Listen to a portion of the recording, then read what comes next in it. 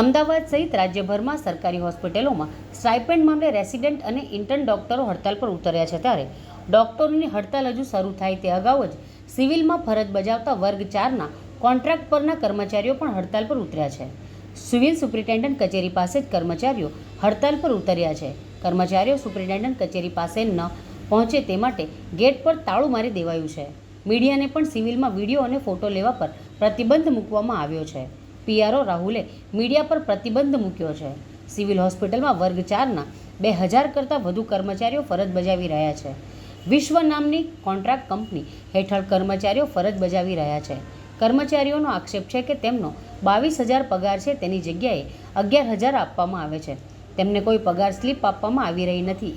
અનેક વખત રજૂઆત કરી છતાં કર્મચારીઓને જવાબ ન મળતા આજે તેઓ હડતાલ પર ઉતર્યા છે.